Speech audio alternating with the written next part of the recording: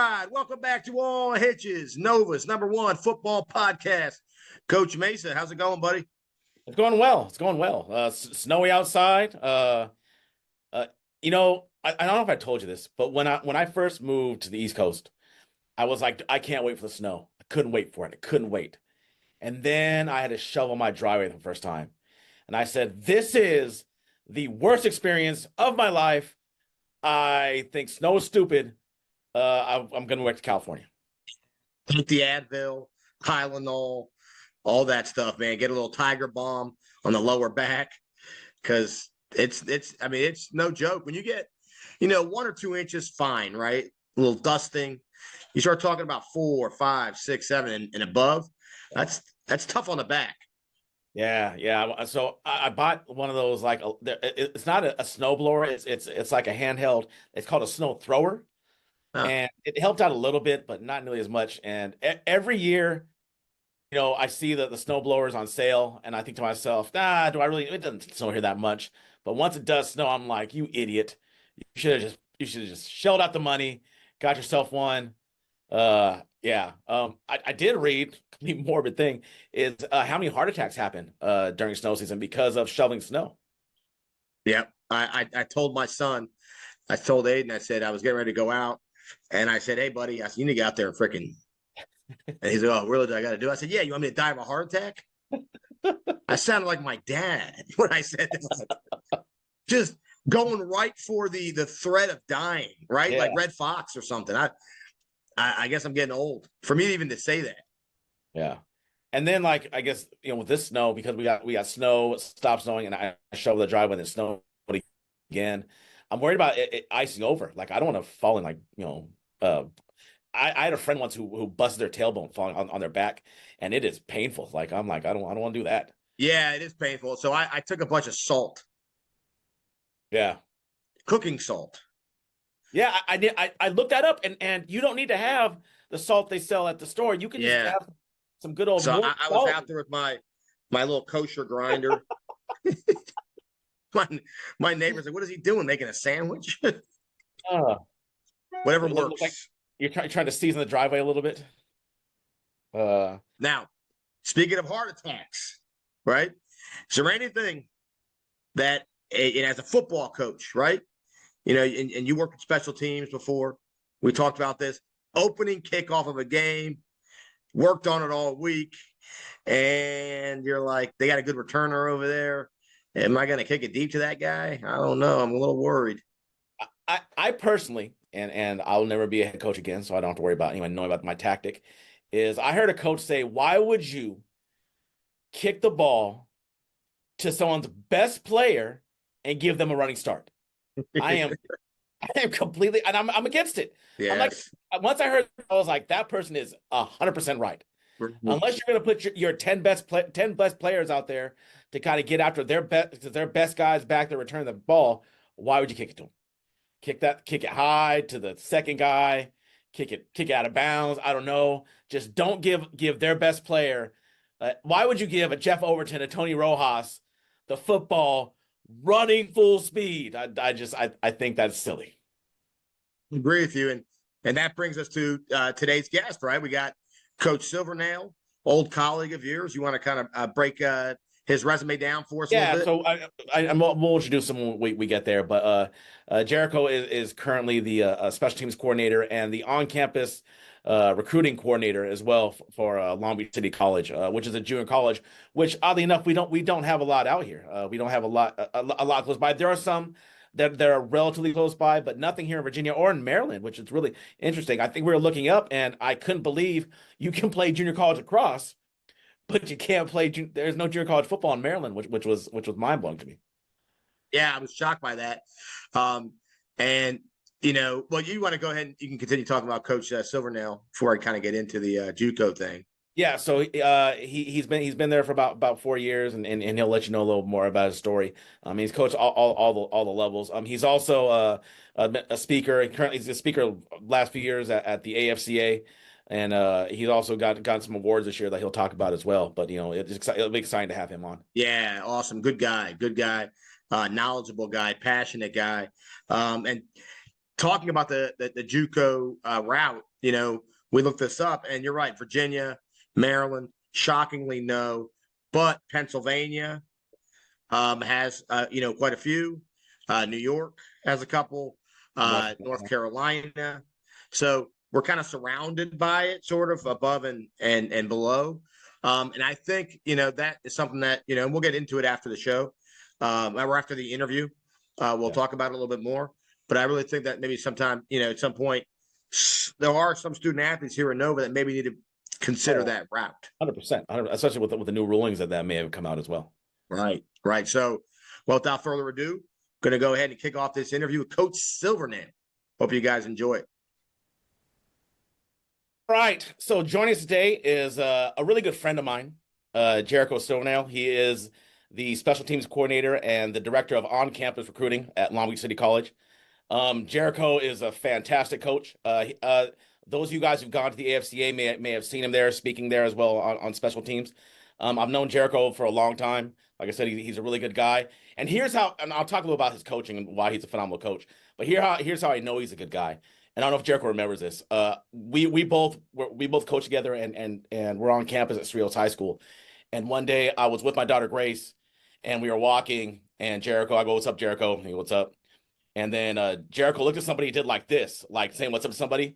My daughter looked at Jericho, and Randy gave him a hug on his leg, and he was like, "Oh, hi, Grace." And I was like, "All right, if Grace is going to give this guy a hug."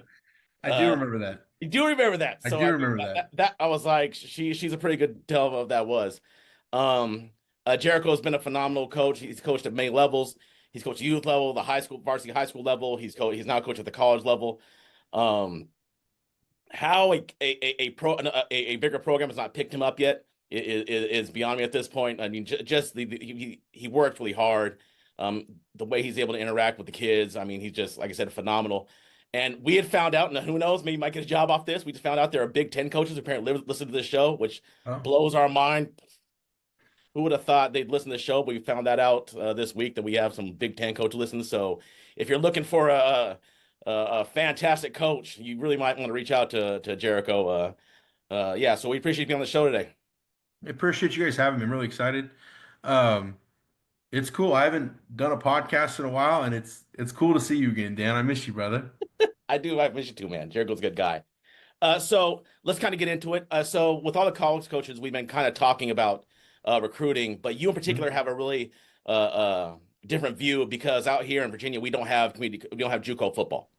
Yeah. And so with the new ruling, so I'm curious what your staff's been saying with the new ruling saying that how essentially every JUCO now is turned into a prep school, but a prep school where you get college credit, which is just bizarre to me that things that they can walk out of them. So can you kind of talk about, I'm not sure if your staff has gotten together and kind of talk about how this is going to impact you guys, how it's going to impact high school recruiting. Just kind of give me your thoughts on what's going on. So first off, thanks again for having me. Truly, truly appreciate it. Anytime I get to talk ball, especially with a friend, it's always good, man. I know that the NCAA is talking about possibly making this a thing. I was told today that the Triple CAA, which is the California JUCO Athletic Association, and the NJCAA, and then the NAIA, they're supposed to be getting together to see how this affects us, because the NAI and the NCAA are two different things. Okay. So it's a lot of gray area right now. Because we have a couple guys who are currently at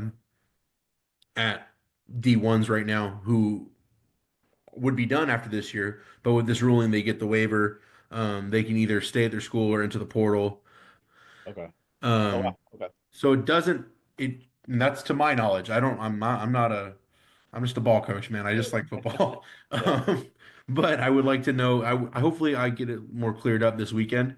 But I think if JUCOs turn into prep schools, I think it's going to crush high school recruiting.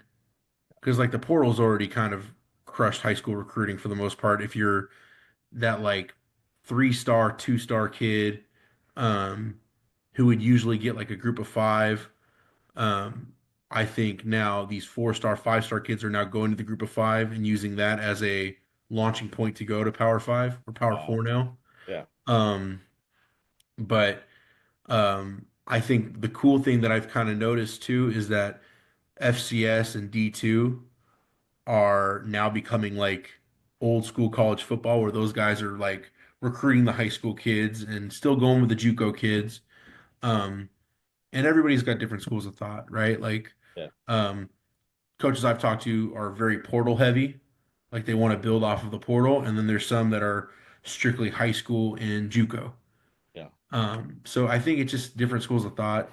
Um, Personally, for us, the portal is the biggest thing that kills us.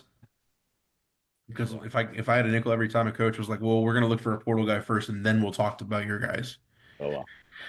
I wouldn't have to coach anymore. But it's it's sad because there's a lot of good talent at the JUCO level and a lot of hungry kids. Yeah. Um, so we'll see. We'll see. Hopefully some good comes out of it. Hopefully, Yeah. um, more opportunities come for these kids.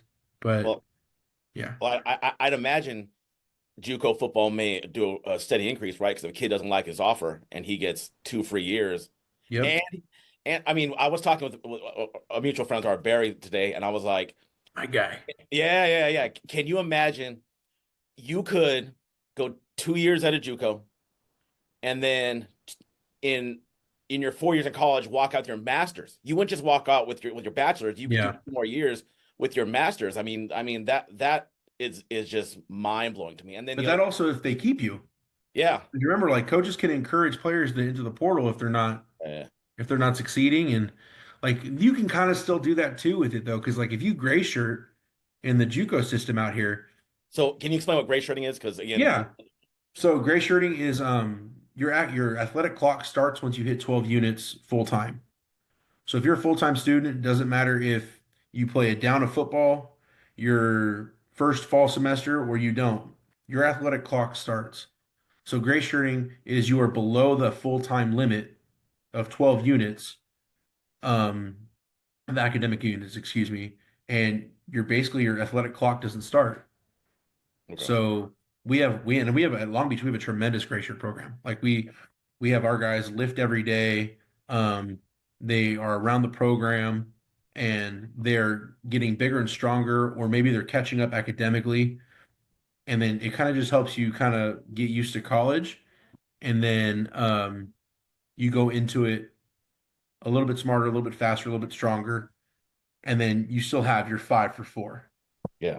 So Yeah. um but yeah, so that's gray shirting, and that's I recommend it to kids who maybe are on the smaller side or undersized or the grades or Yeah. a little rough. But no, that's gray shirting. So it's different than red shirting.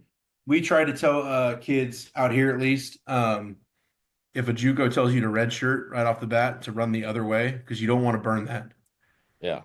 But that's what gray shirting is. Sorry to go on a little No, tangent. As a Virginia guy, Northern Virginia guy, where like Coach was saying earlier, we don't have no there's no junior colleges here, right? Sell some of our audience, some of our parents. What would your selling point be to some of our student athletes, being like, hey, this is where you are. I think we'd be a good fit for you at the junior college level. Well, first things first, um, but junior college is a unique experience because you have to love football. Like there's nobody like, and it's 18, 19-year-old kids who it's their first experience. And like junior college, you're at junior college for a reason. You either got overlooked, your grades weren't very good, you got hurt, something happened. So you get those kids who are super gritty and super passionate about football who want to bet on themselves. And I would say to these parents, if you want your son to fully experience college and get playtime and not just sit somewhere for 2 years or redshirt until they're a junior or waste a transfer or anything like that. Bet on themselves, learn how to be a college student at a junior college, learn how to be a student athlete, right? And those are two different things, learning how to be a student and learning how to be a student athlete. I think if they can do those two things, then they can be successful further on in their academic career and then in their athletic career as well. Because we have a thing that is no books, no looks. So if you can't get your grades right, then there's no point in playing football. So what this would do too is the way I saw it as well is that it's basically frosh soft football for Division 1. So you're going against men.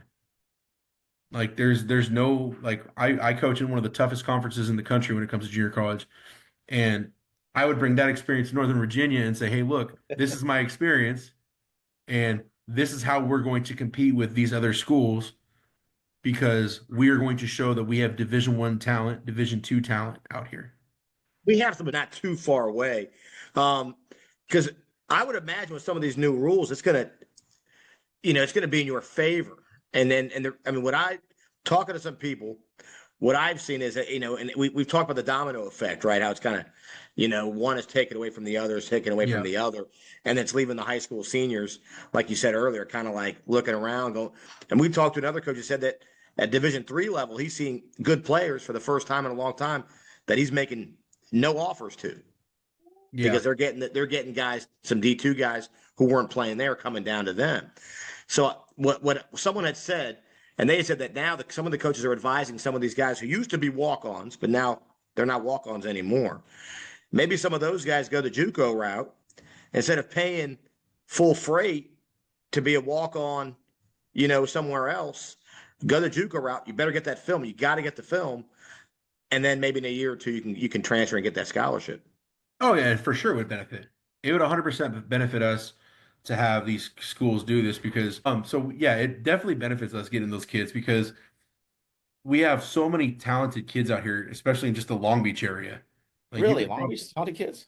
Yeah, a little school called Milliken who won, I think, the Moore League this year. They did win the Moore League this year. They got some great kids over there. The entire Long I Beach just area noticed your shirt, great... Mason.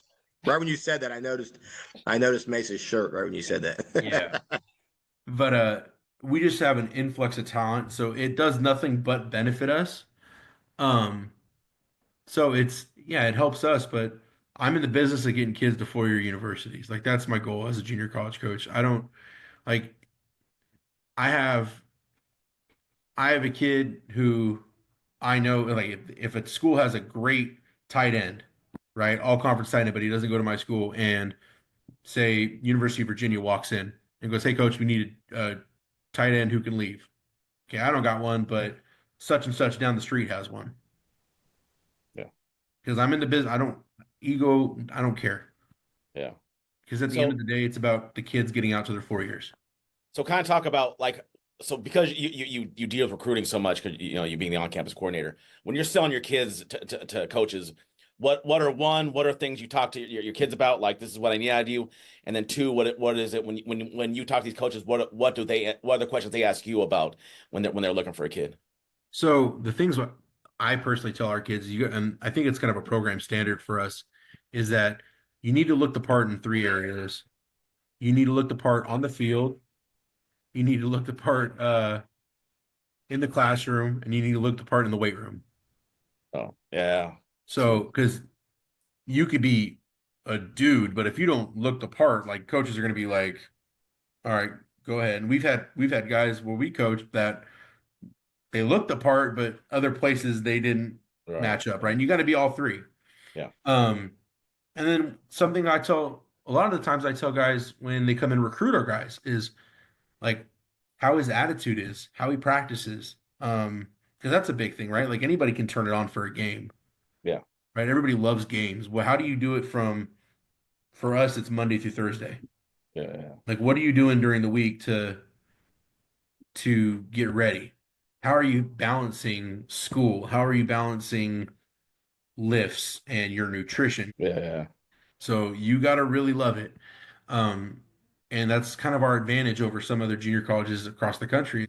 So that's where I kind of sell it at. And we have a really good culture. I know that's kind of an overused term nowadays with, it's all about the culture. It's all about, and I think, especially this past year, I think we've had one of the best cultures we've ever had. So just seeing these guys root for each other and they're just good teammates, but also they're really good football players. You know what I mean? They're great athletics and they're great athletes, excuse me, and they have great grades. Yeah. You don't got to tell me. I mean, I talk to guys out here all the time. I'm like, you have no idea what the kind of athletes that come out, look how Long Beach. You have no clue, man. The amount of guys who are just running around playing in Houghton Park. I'm like, yep. Yeah. I mean, and he's right. I mean, and like talk a little bit with junior college too. A lot of these guys are just guys who made some bad choices in high school, but it's their Yeah. chance. That's the one thing, and I talked to Dash about this. The one tough thing about out here is the kids don't get that second chance, whereas in California you get that 2 more years or even 3 more years if you gray shirt. You get those 3 more years where you can kind of figure it out and kind of get yourself back together where the mistakes you made in high school. Well, because you don't want to be like, I think if everybody who was judged off of how they were at 18, 19, a lot of people would be in trouble, man. Like Yeah, it is what it is. So you got to kind of learn. Some people, not everybody has that guiding hand, and yeah, people who care, man. Like yeah. we're a lot more than football coaches. And you That's guys the know other thing too that. at the JUCO level, especially in California, is you're dealing with a lot of kids who are dealing with a lot of stuff for the most part. I mean, a lot of kids, a lot of East Side kids, West Side kids out of Long Beach, they're Hmm. dealing with a lot of things, right? And I Yep. think having to deal with that at the JUCO level makes it pretty tough. So I want to move on to guys football stuff. I Okay. know that we talk about now. Oddly enough, Dash was our special teams coordinator 2 years ago, so Got kind it, of babe. makes your heart. So um, A what are special breed. yeah. It's a special, and I'll tell you what. There's a reason why I was equated to. It's a funny equation here, but I'm going to equate it to uh, old school. You used to see a lot of like a lot of the principals and a lot of the schools were former PE teachers, right? Yeah, you don't see this much anymore, but you used to see that a lot. Like probably a lot of the principals we had as kids, all of us, a lot of those people were former PE teachers, a lot of those principals. And the reason why they could handle crowds, they could handle the madness, and they see everybody deal. I think that's why you see a lot of special teams coordinators a lot of times become head coaches. For that same reason, right? They can kind of handle the madness, and they're kind of speaking of the madness. We are talking about him earlier, but they can handle the madness, right? And they can kind of see it all. And I think there's something there, especially, and then a lot of those head coaches continue to call special teams later on. Yeah. Yeah. So Well, you had this really, and before we get into it, you had this really powerful speech. I saw you, I know I was like, oh man, Jericho got a little tear in my eye right there at the AFCA. Where you kind of talked about uh the special part of being a special teams coordinator and what that means to football teams. So I don't know if you want to, you have to say the speech again. If those of you guys are listening right now, look it up. It is a fantastic speech. But kind of talk about kind of how you got in the special teams role and kind of your passion behind it. so I'll kind of build up to that just because it's kind of a long trip. My first special teams job was actually given to me by my head coach at Cerritos High School, Dan Mesa. Um, That's right, I did. I because forgot about that. because Dan called offense, Barry called defense, and I was like, well, I want to be a coordinator, and they loved me enough to let me try. And I was nowhere near ready to be a coordinator, but I love learning. I love just gaining knowledge. Um, so I did that with Cerritos, and then when I moved on to Long Beach, uh, I didn't have any really part of special teams. Like I volunteered in 2018. I got brought on as a assistant defensive line coach in 2019, but a recruiting coordinator. And then in 2020, I became recruiting coordinator D line. 2021, I was front coordinator with D line and recruiting coordinator. And then in 2022, it's actually kind of funny. So our current one of our current D line coaches was our special teams coordinator, and I was the front coordinator. And I was like, hey, I can't make it for install. I can't. I'm not going to be. I have to work. I get here at the certain time, and he was the special teams coordinator. Special teams was until later. So I was like, do you want to switch? Do you want to see if that'll work? Like we'll see. Ask our coach Brett Peabody, and he's like, yeah, if P says it's okay, we'll switch. So I called Coach P up, and I was like, hey, this is the plan. This is what we want to do. Is this cool? And luckily for me, Coach P was like, yeah, let's do it. Like that sounds good. And once I started reading more and more and learning about it and kind of being around all the guys and being around everybody, this is what I want to do. Like the fact that because I love, like, I started off on the offensive side of the ball, and then I, I kind of went over to defense, and I get to be both now, and like I get to have my hands in everything. I get to coach every single kid on the team. I get to kind of I have some sort of impact on their everyday because they have to deal with me. And there is no other position in football that does that. There is no other coordinator that does that. There's no other position coach that does that outside the head coach, and I would say the strength and conditioning coach when you get up to Division One, right?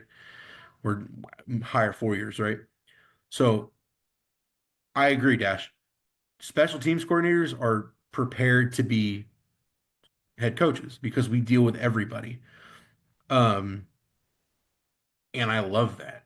I love the fact that I get to be around every kid, that every kid knows me, that every kid knows my wife, my kids, that they know that like when that clock hits ready to go, they know they're going to get the most juiced up coach in this nation. And that I am passionate about it. I care about it. I probably watch maybe 20 hours of special teams film Wow. a week just because I care. Like I care. I want to know. And like out here, we don't really have a lot of special teams coordinators at the JUCO level. So it's a distinct advantage, right? Like I'm dedicated to it. Like that's all I do basically. And I coach tight ends too, but like Sorry, coach. I'm What is that? Is that because the head coach is doing it, or you said that not a lot of JUCOs have that? I think it's by committee a lot. Okay. I can't speak for other programs. I just know that I'm pretty sure it's by committee by people I've talked to. Okay. Um, Dan can tell you though, if I'm in charge of something, I want to be in charge of it. I don't want anybody else's help. I want to figure it out, and I want to. Yeah. If I'm gonna win, I want it to be because I put the work in, and if I lose, I want to have to learn why I lost. Yeah.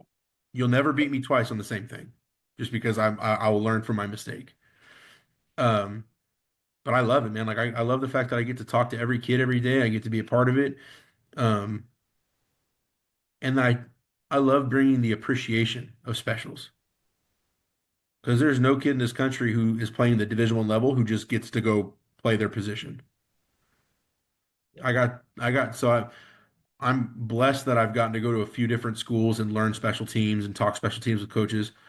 And I went to the University of South Carolina in July, and their special teams analyst told me that their coordinator was at Alabama with Nick Saban and was like, Nick Saban taught the Gunners on kickoff because that was his role. So you'd have guys like Minka Fitzpatrick running down on kickoff because I'll be damned if Nick Saban's not going to look good, Yeah. right? So, um, and like that's why I love it. Like because I had guys this year who were Division One bounce backs who were like, Coach, put me on kickoff Really. because we try to have fun, man. Like, so we had I should have brought one. I should have brought one from my office, but our thing this year was bring the brick. Like it is the most Long Beach thing I think you can ever do because there's no such thing as a fair fight, right? So my thing was like we were going to play Riverside, and which is the number one. They were the number one team in the country at the time, and I said they're expecting a fair fight. I'm gonna reach for a brick, and I'm gonna have my brick with me. Are you gonna have your brick? And Dan knows I say a lot of things out of passion. But I tell you It right is a now, Long Beach thing, man. We're going hey, loaded. hey, man, You got to do what you got to do. hey, my exact words were, I'm going home to my babies with a win. Nothing's stopping me. We lost, um, but it became a thing. Yeah.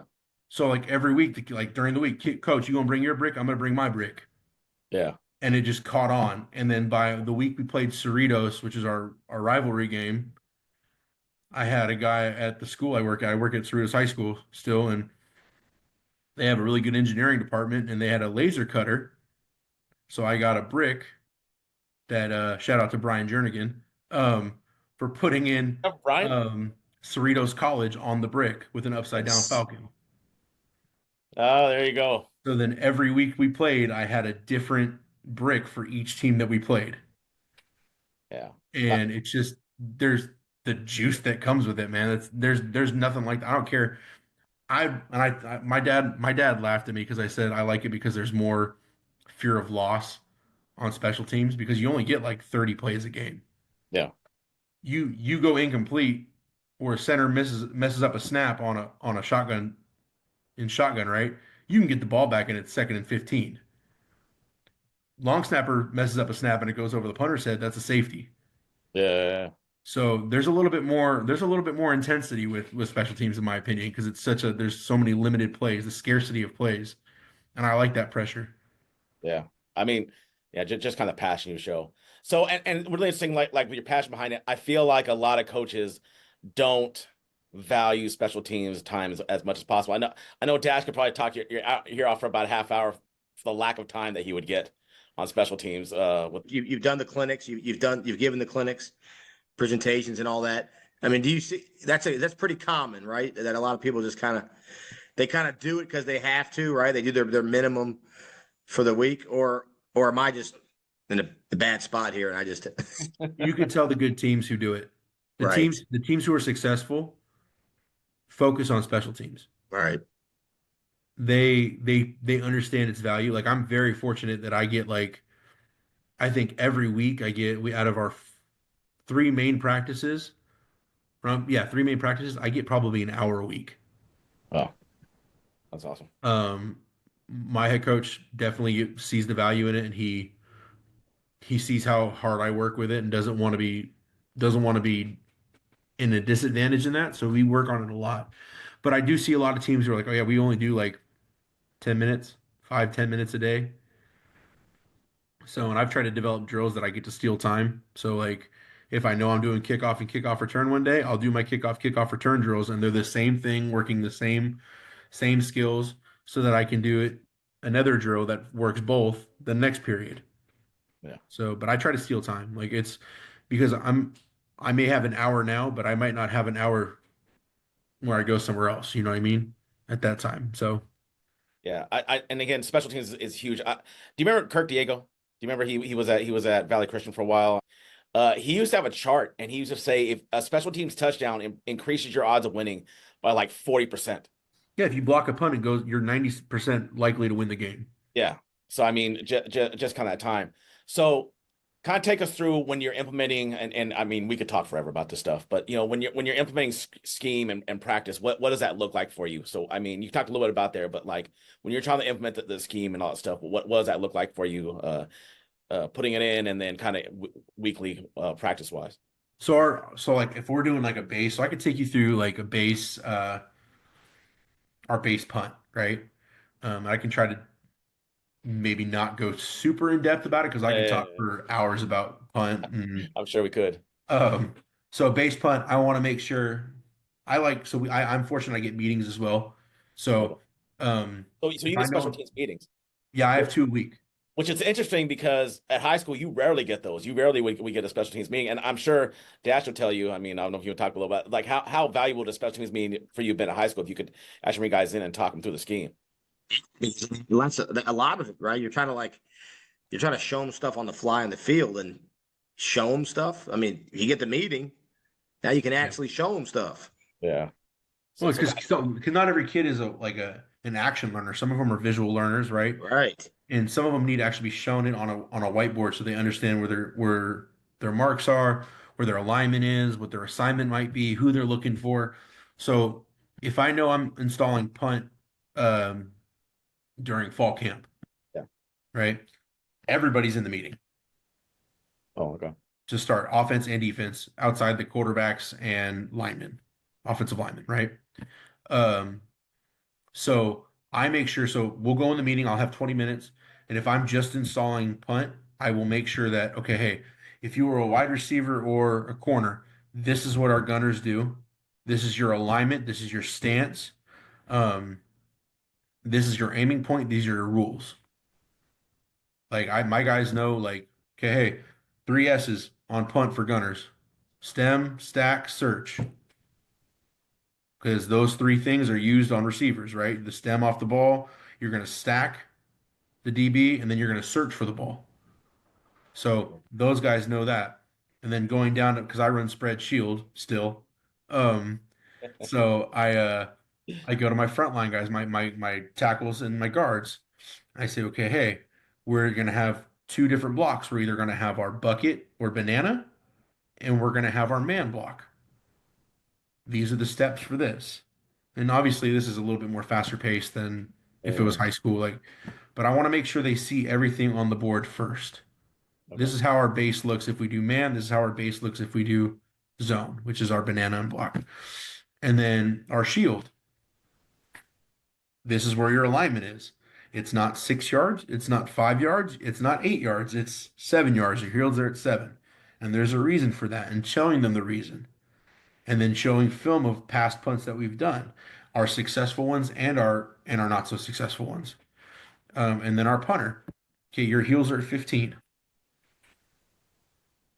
We can negotiate if we don't have a long snapper who can get it there quicker, but the more we have to scoot up, the less steps you can take. So you better work with the long snapper. Yeah. But then we'll chalk it. And I get this from defensive coordinator I worked for when I first got to Long Beach, Steve Rudaflores. He chalked it, he talked it, and then he walked it. So then we talk about it. Okay, hey, and I ask the kids questions. Okay, hey, Gunners, what do you do here? What's your aiming point? Yeah. Okay, if you're my right tackle and we're doing this protection, what are we doing? Okay. Okay, shield. If you have a guy come off the edge, do you chase? Okay, like just kind of just making sure they understand what we're doing. And then we go on the field, and I don't really get a walkthrough period with it, just because there's so much going on. So I'll take a full 10, 15-minute period during fall camp and just walk through everything. Yeah. It's the most important play in football. I don't care what anybody says. Punt is the most important play in football because so much can go wrong so quickly. Yeah. And it can change a game. Like my guys, like my special team, I'm a game changer coordinator. Like we're the game changers. Yeah. So it's because, and like I can go more into that too, but like everything, like because you block a punt, that momentum gets up, you get juiced up, you're ready to go, your team gets a little bit more confidence, ball goes over the head, brings life to you. But on the flip side, deep punt flips the field, gives the defense some breathing room. Yeah. A big hit from a gunner gives the defense a little bit of life. Like it goes both ways. But I want to make sure that they understand the importance of where their alignment is and what their assignment is. That way, when we go into a game, they can attack. Yeah. Yeah. Yeah. I mean, just your your passion and knowledge. I think it really gets overlooked, especially when it comes to special teams. Yeah. So are you speaking this year at the AFCA again? So you are speaking again this year? Yeah, I'll be 10 a.m. I'll be doing the skills and drills. I'm actually the first skills and drills session of the entire convention. So I'll be doing special team stuff there. Okay. Yeah.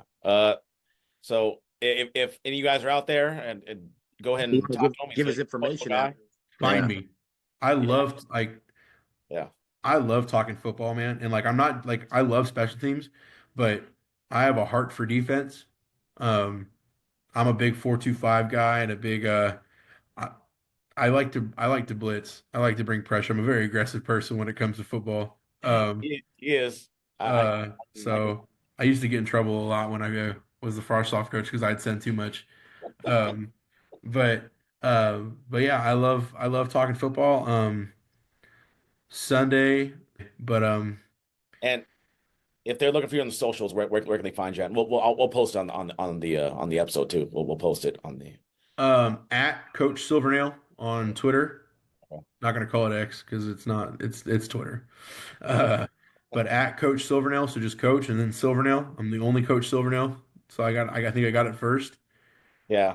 Yeah, that's basically if you want to talk ball, that's the easiest way to get a hold of me. Yeah. Okay. Well, we appreciate having you on, man. I miss you, buddy. I miss you too, man. I'm really jealous of the whole Marvel setup behind you, bro. Like I can do without the 49ers stuff, but the Marvel stuff's nice. Oh, that's right. Coach Sonero is a huge Panthers fan. I am. I was going to say Raiders for a second. No. I like pain, but not that much pain. Yeah, there's a lot of pain. I got a different background. Normally, I have my Raiders helmet behind me, but I don't have it today. Okay. Are you happy the Monarch alumni was able to pull himself out of a funk and look better towards the end of the season? Yeah, man. Because Bryce is a good kid.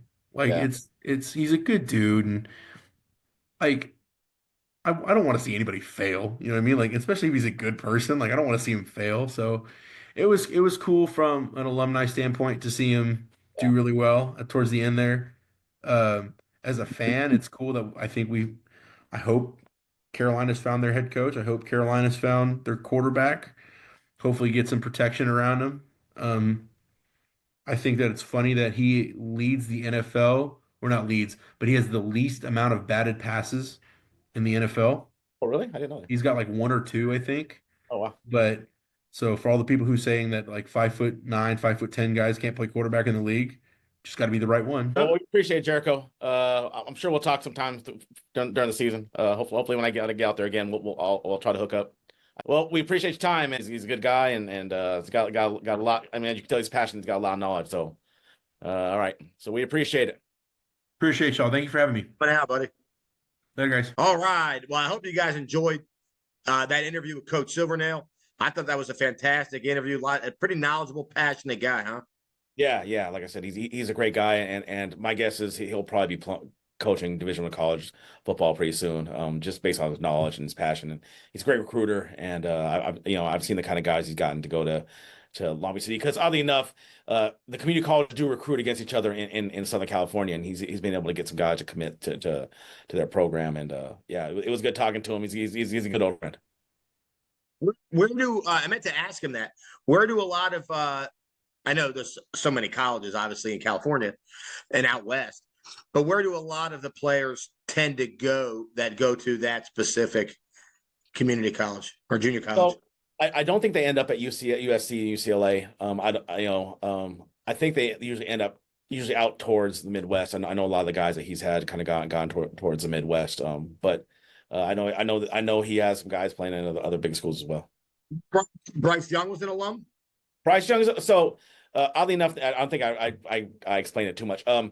Jericho is a Modern Day alumni. He went to Modern. That's where he graduated from.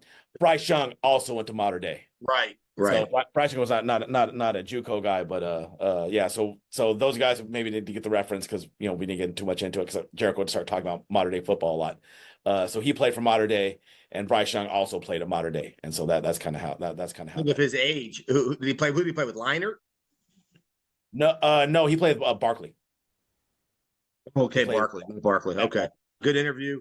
So the one thing that that I do want some of our Nova parents, Nova athletes to take away from this, we're seeing all this right now with the transfer stuff, and we are seeing a lot of kids who are going as and you're going to start seeing less PWOs now. We've talked about this. Oh, 100%. A lot less, but you're still going to see some, and those guys are going in.